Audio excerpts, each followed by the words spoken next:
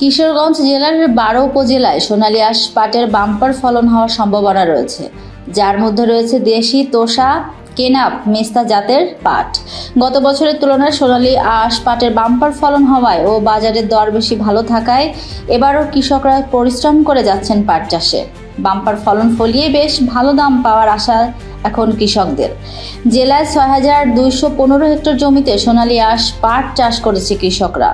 সরজমিনে কিশোরগঞ্জ জেলার ১২ উপজেলায় বিভিন্ন এলাকায় ঘুরে দেখা গেছে সোনালী আঁশ পাটের বাম্পার ফলনের আশায় কৃষকরা বেশি পরিশ্রমী হয়ে উঠেছে। পাশাপাশি চলতি পাট মৌসুমে এখন পর্যন্ত কীটনাশক সহ প্রয়োজনীয় কৃষি উপকরণ সহজেই সরবরাহ পাওয়ার হাট ও বাজারগুলোতে ভালো মানের ঔষধ পাওয়া কৃষকরা সোনালী আঁশ পাটের বাম্পার ফলনের আশা করছেন। পাটের গাছের জোর অবস্থা বেশি দেখা দেওয়ায় বাম্পার ফলনের আশা করছেন কৃষকরা।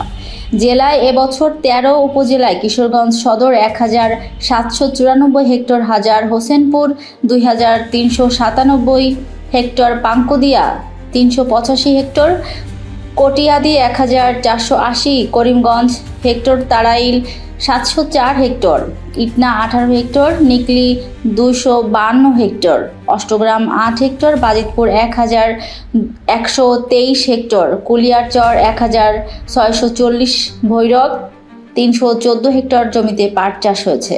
কয়েকজন পাট চাষি নজরুলের সাথে কথা বলে জানান, কিছু জমিতে সোনালী আঁশ পাট চাষ করেছে তিনি। এবার পাটের বাম্পার ফলন হবে বলে আশা তাদের। জমিতে কীটনাশক দেওয়ায় পাটের চাষ এবং গাছ সবুজ হয়ে উঠেছে।